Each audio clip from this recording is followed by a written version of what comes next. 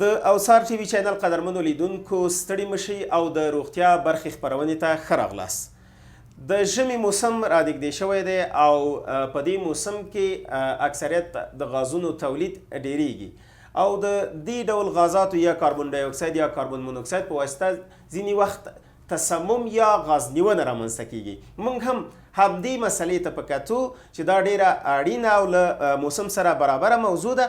ټاکلې ده چې د کاربن مونوکساید غاز په واسطه تسمم یا غاز نیونه څه ده او خپله دغه غاز څه ډول یو غاز دی یا ګاز دی، له کومه پیدا کیږي، ستونزې او زیانونه یې کوم دي، انسان ته کومې روغتیایي ستونزې پیښوي، مخنیوي لارې چارې یې کومې دي. په همدې تړاو په خپرونه کې را سره ښاغلی ډاکټر صاحب وسیع الله امین د عمومي جراحۍ او یورولوژۍ برخې متخصص مېلمه دی. ډاکټر صاحب ته ښه راغلاست او ستړي مشي ووایئ. مننه، ژوندی اوسېږئ. لومړی تاسو ته، ستاسو محترمو کارکوونکو ته او ستاسو د صفحې د لارې ټولو محترمو لیدونکو ته سلامونه او احترامات وړاندې کوم. علیکم السلام. ډاکټر صاحب دا چې موضوع کاربن مونوکساید ده، که په دې هکله لومړی راته ووایي چې کاربن مونوکساید خپله څه شی ده او له څه نه پیدا کیږي؟ مننه، ژوندی اوسېږئ کور دې ودان. رښتیا سره هم ډېره ښایسته موضوع مې انتخاب کړې ده، ځکه فصل د یخنۍ فصل دی او موږ تاسې مجبور یو چې د خپلو کورونو ګرموالي دپاره د بخاریو څخه استفاده وکړو. او همدارنګه بر علاوه دا چې مثلا موږ تاسې د کورونو ګرموالي دپاره بخارۍ نه استفاده کوو، په خپلو پخلنځیونو کې د اوبو ګرموالي دپاره هغه کوم هیټر سیسټم چې لرو د هغو څخه، او همدارنګه مثلا ځینې ماشینونه چې هغې د ګاز یا په اصطلاح نور داسې فیول موادو نه استفاده ورڅخه اخیستل کیږي، د دې نه هم تولیدیږي. همدارنګه کاربن مونوکساید چې دی د دې تولید خپله موټر دی، مثلا موټر چې کله هغه پټرول یا د په اصطلاح د ډیزل څخه استفاده کوي، د هغه دود چې دی هغه دود په نتیجه کې نوموړی ګاز هم تولیدیږي. کاربن مونوکساید دا په حقیقت کې یو ګاز دی، لکه څرنګه چې نور ګازونه دي دا هم یو ګاز دی. ولې؟ نوموړی ګاز دا یو بې بویه، بې خونده او بې ذایقې ګاز دی. د تولید دپاره په عمومي ډول باندې ټول هغه عضوي مواد چې هغه په ناسم شکل یا په انکمپلیټ شکل هغې وسوځېږي، نو په نتیجه کې نوموړی ګاز تولیدیږي. آیا دې غاز ته میکروب ویلی شي یا وایرس؟ نه، نوموړی ګاز ته میکروب یا وایرس کلمه نشي استفاده کولی، ځکه هغه مثال د انفیکشوس چې ده انتانات جدا مسله ده. دا یو ګاز دی، ترکیب د دې چې دی یا جوړښت د کیمیا پر اساس که چېرته ورته وکتل شي دا د یو مالیکول کاربن او د یو مالیکول اکسیجن څخه جوړ شوی دی. تاسو یادونه وکړه چې د ناسم سوځېدو د عضوي موادو د ناسم سوځېدو له کبل رامنځته کیږي، یعنی څه ډول ناسم؟ دغه مسله د لیدونکو ته که لږ واضح شي. یو خو عامه سوځونه ده د عضوي موادو او یو ناسم. په عمومي ډول باندې د ناسم سوځېدنې څخه زموږ هدف دا دی ټول هغه عضوي مواد که چېرته مثلا په کامل شکل وسوځېږي، نو معمولا په هغه کې دود کم وي.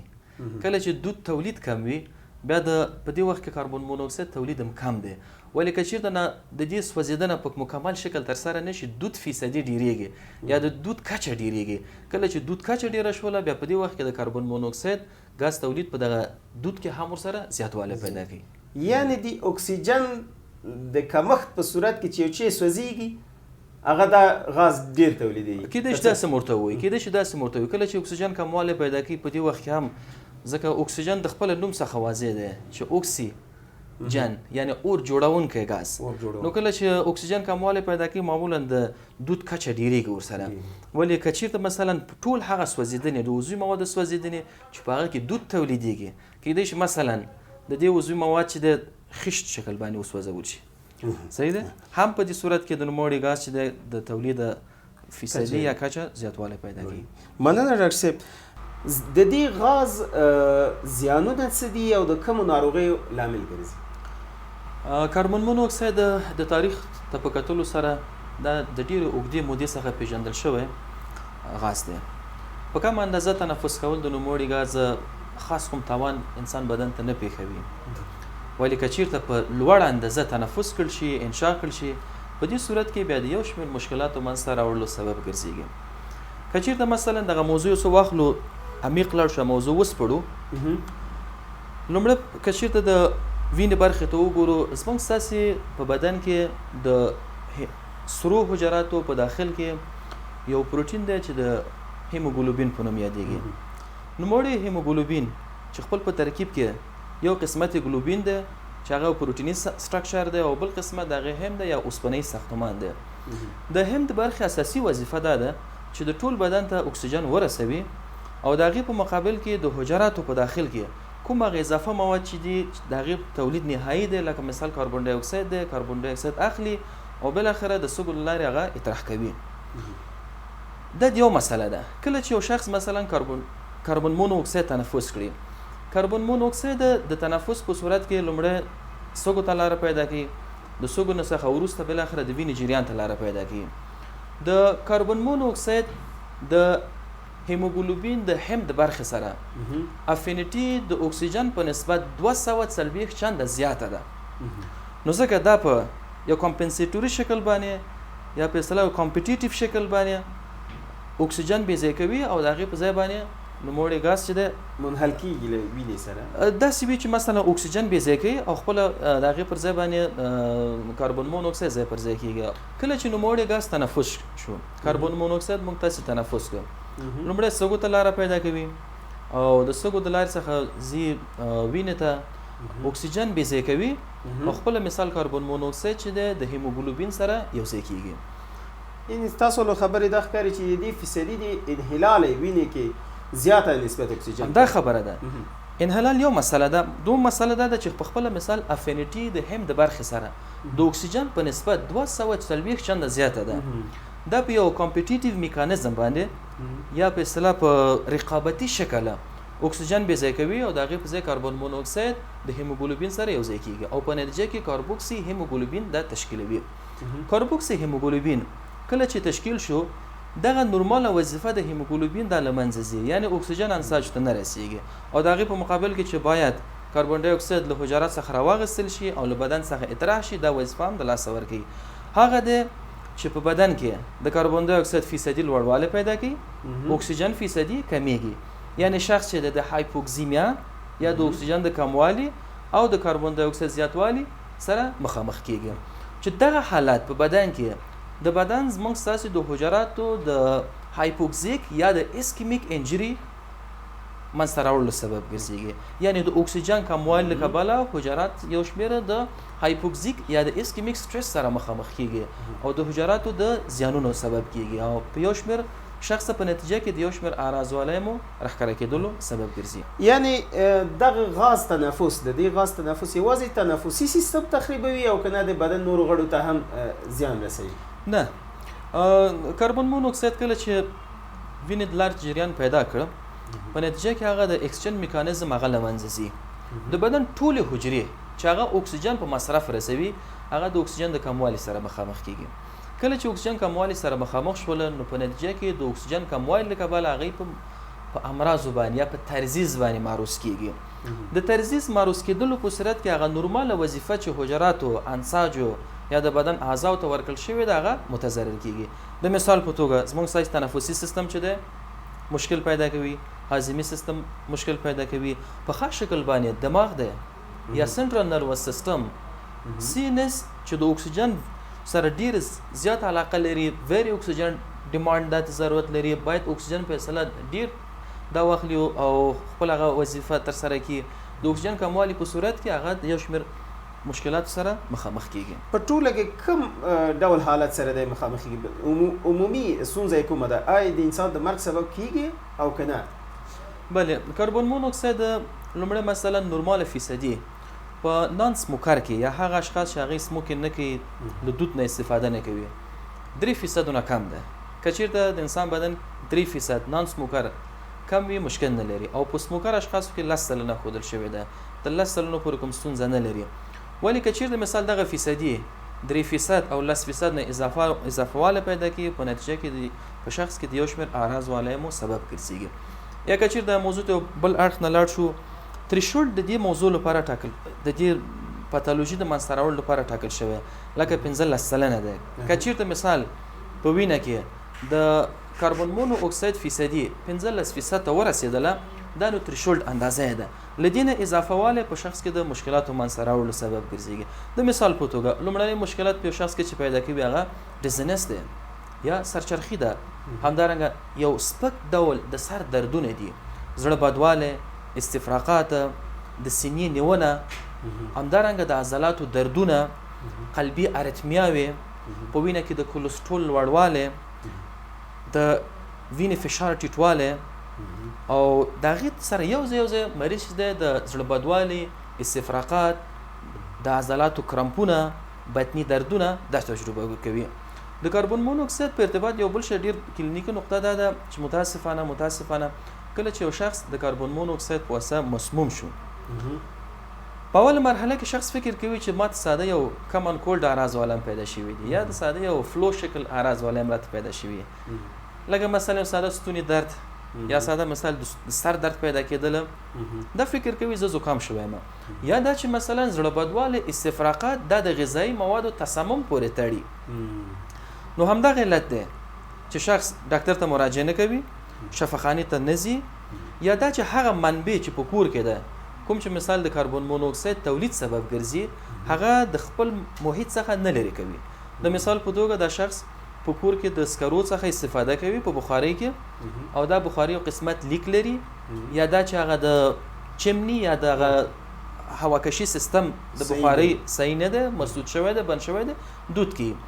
شخص چې د سردردي پیدا کوي، یو څه زړه بدوالی پیدا کیږي، یو څه خلق تنګي شخص ته پیدا کیږي، ولی دا داسې فکر کوي چې دا اعراض والم کیدای شي چون موسم سوړ دی دا به سرماخوردګي مشکل ماته پیدا شوی، ولی دا په حقیقت کې هغه لومړني اعراض والم د کاربن مونوکساید د تسمم دي. تاسو ورته څه پیغام لرئ د خلکو ته؟ هغه اشخاص چې مثلا خپل په کورونه کې له بخارۍ نه استفاده کوي، که چېرته مثال د لرګي بخارۍ وي، د سکرو بخارۍ وي، د ګاز بخارۍ وي، مثال د کور ګرموالي دپاره استفاده کوي، یا د خپل پخلنځیو کې مثال ګاز نه استفاده کوي، د لرګیو د بوټو نه استفاده کوي، د سردردي پیدا کېدلو په صورت کې، یو څه د سترګو دید خړپړتیا په صورت کې، یا دا چې شخص دلبدي پیدا کېدلو، سرچرخي پیدا کېدلو په صورت کې، باید شخص چې دی کوشش باید وکړي چې هغه منبع پیدا کړي کوم چې د هغې نه کاربن مونوکساید لیک دی او هغه خپل ځان څخه لرې کړي.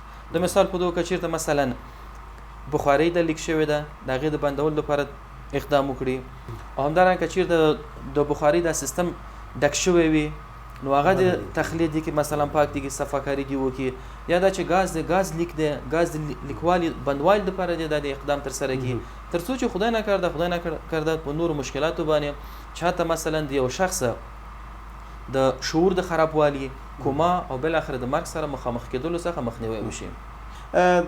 په زیانونو یې وغږېدلو، آیا دغه غاز په طبیعي ډول په چاپیریال کې د دې شتون ګټه هم لري او که نه؟ بله، کاربن مونوکساید په طبیعت کې لکه مثلا موږ تاسو مختلفو شکلونو باندې، لکه دا موټر چې دی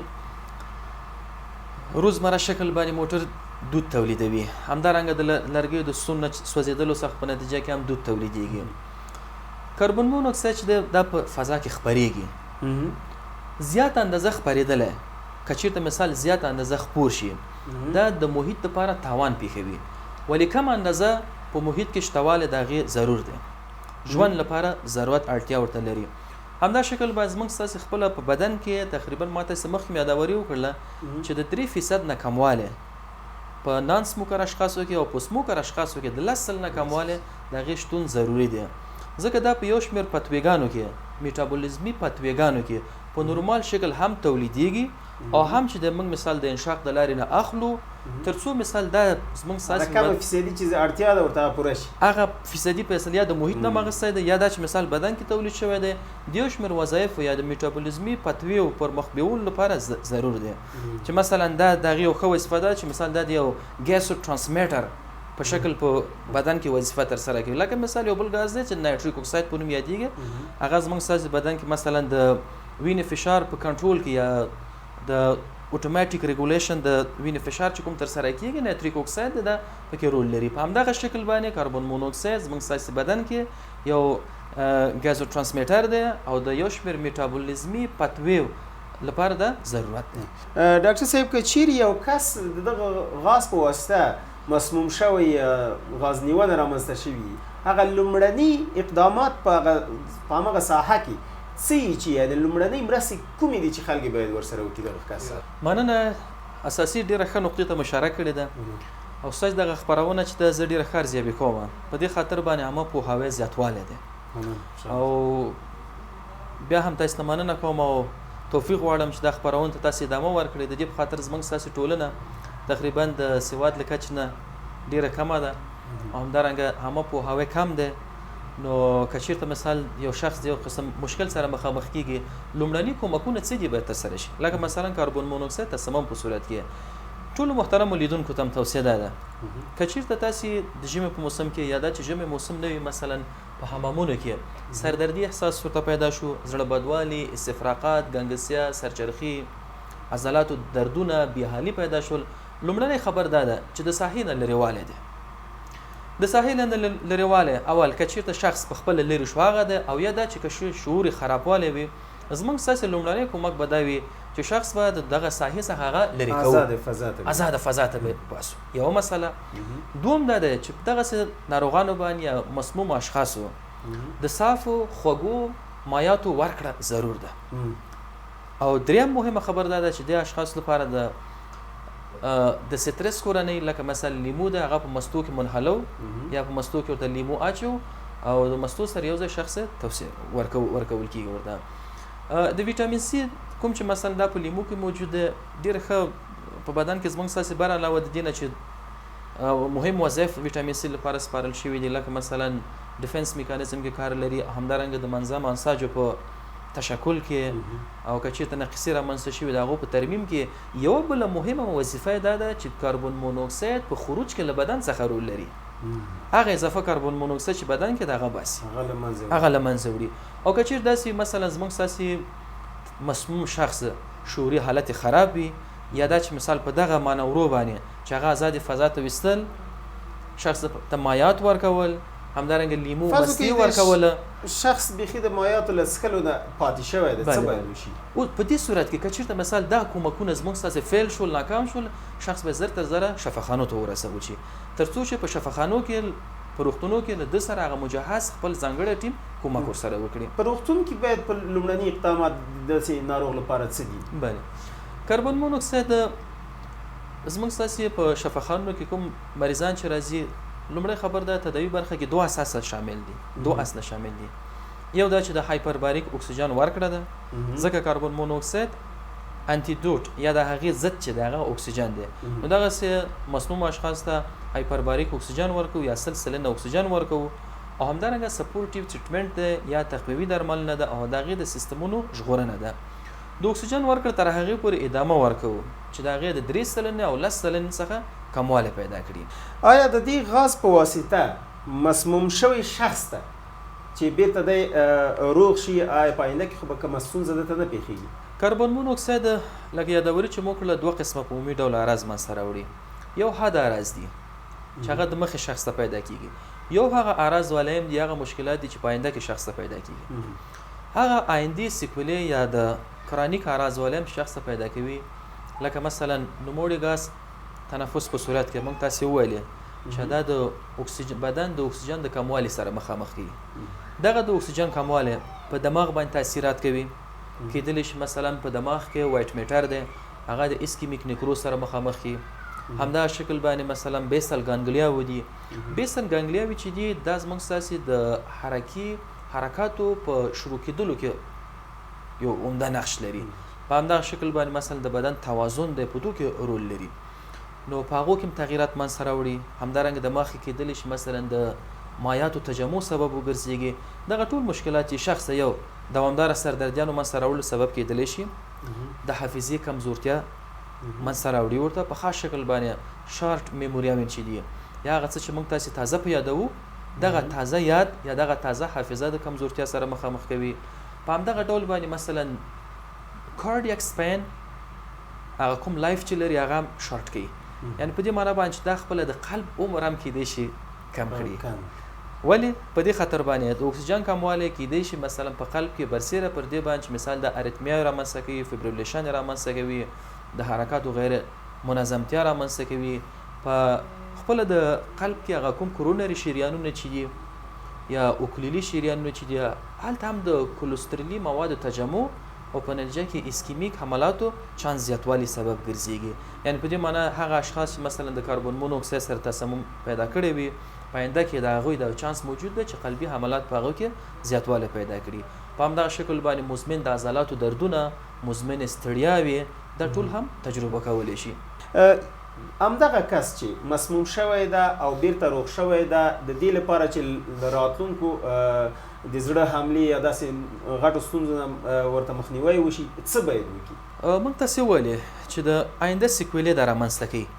د دې په خاطر چې شخص د آینده سیکویلو سره مخامخ نشي، په آینده کې د مشکلات سره مخامخ نشي، کاربن مونوکساید لپاره ښه خبره هغې پریونشن دی، مخنیوی دی چې باید شخص له دې شیانو سره مخامخ نشي.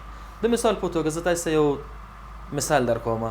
دا نن سبا کوم بخاریان چې بازار کې خرڅېږي په مختلفو نومونو باندې، مثلا موږ تاسې کم پیسې ورکوو، بخاري کور ته راوړو او په نتیجه کې دا بخاري دوامداره د ګاز تولیدولو یا دود تولیدولو سبب ګرځېږي. او موږ تاسې دا عامیانه شکل دا وي چې ولا بخاري مې اخیستې ده او ولا چې کله روشنه کړم سردردي راته پیدا کوي یا دا چې مثلا خستګي ورسره احساسوو.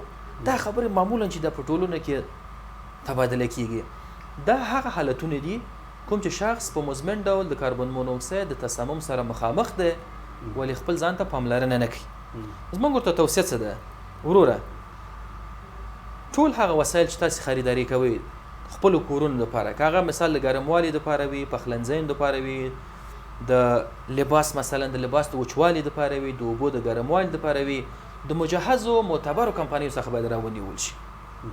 د دې په خاطر باندې چې په مزمن ډول د کاربن مونوکساید د خطراتو څخه موږ تاسې وژغورل شو او خدای نکرده مثلا دوامداره سردردیانې، د حافظې کمزورتیاوې، د عضلاتو کمزورتیاوې، د قلبي مشکلاتو، د دې ټول نه موږ تاسې وژغورل شو.